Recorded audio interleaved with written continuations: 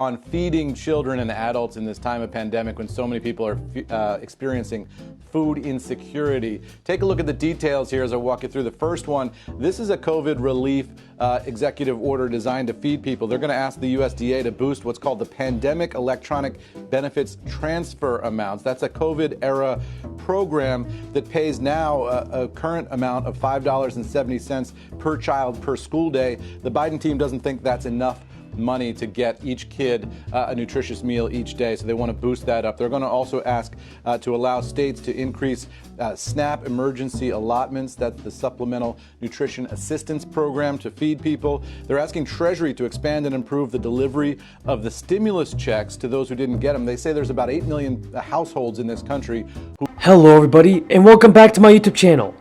How's everybody doing today? And I hope everyone's having a great day so far. This is your stimulus check update, stimulus package update, and news report.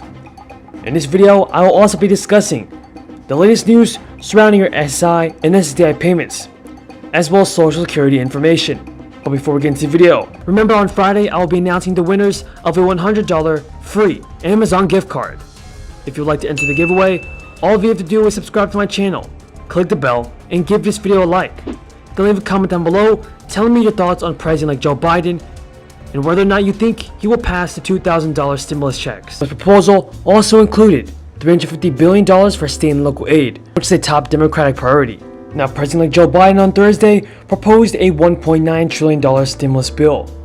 That would add $1,400 to the $600 direct payments that were passed in the second stimulus package. Biden said in Wilmington, Delaware, "I'm convinced we're ready to get this done. The very health of our nation is at stake."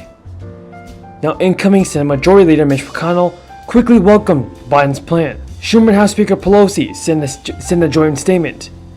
"We will get right to work to turn President-elect Joe Biden's vision into legislation that will pass both chambers and be signed into law." Biden said he wanted to work across party lines. But if Senate Republicans balk, congressional Democrats could use the procedure known as reconciliation to prevent a filibuster and pass the stimulus plan by a simple majority vote in each chamber. And that is the same procedure the GOP used to try to repeal the Affordable Care Act and to pass a law, and to pass a tax law that the Congressional Budget Office said increased the federal deficit by $1.9 trillion over 10 years. And I think even under the best circumstances in terms of vaccinations, we don't anticipate the country fully reopening at that point. So I think that you will get another round of economic relief in the way of unemployment benefits, perhaps another stimulus payment, money to states to get the vaccine stored and distributed. Beyond that, I think it's hard.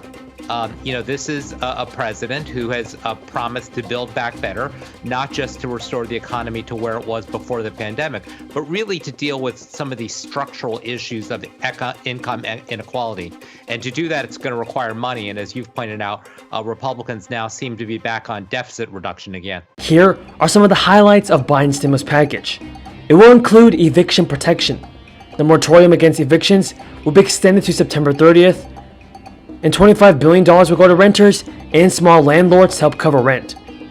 And $5 billion will go to the Low-Income Home Heating Assistance Program and other programs to cover home energy and water costs.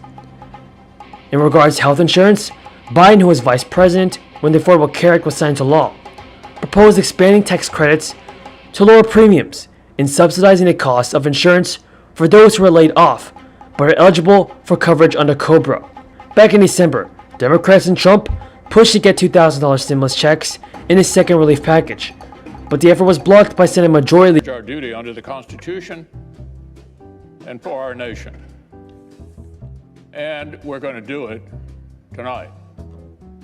This afternoon, Congress began the process of honoring the will of the American people and counting the Electoral College votes. We've fulfilled this solemn duty every 4 years for more than 2 centuries. Whether our nation's been at war or at peace, under all manner of threats, even during an ongoing armed rebellion. In supporting $2,000 checks. President Trump was on board, tweeting, "Unless Republicans have a death wish, they must approve the $2,000 payments ASAP. $600 is not enough." For once, I agree with President Trump. The American people have suffered enough. Give us a vote, Senator McConnell. But Senate Majority Leader Mitch McConnell blocked that vote. Object. Instead, hinting he would tie a vote on increased stimulus checks to two unrelated presidential priorities, leaving struggling parents like Jasmine stressed and stuck in the middle of political ping pong. You know what? It's true. They are being cheap. Senator Mitch McConnell says this week the Senate will start focusing on several issues that are important to the president, including lessening the protections for social media companies. Biden's plan builds on a $900 billion relief package that was passed by Congress in December. He said he would unveil yet another round of measures that intend to help the country rebound from the pandemic during an address to Congress in February.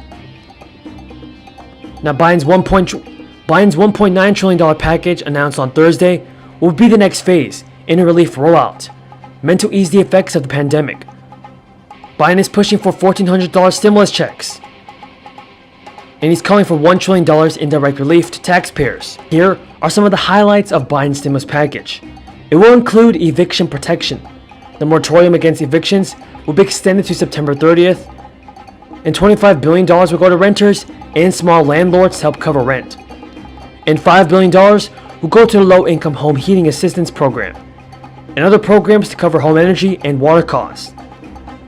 In regards to health insurance, Biden, who was vice president when the Affordable Care Act was signed into law, proposed expanding tax credits to lower premiums and subsidizing the cost of insurance for those who are laid off but are eligible for coverage under COBRA.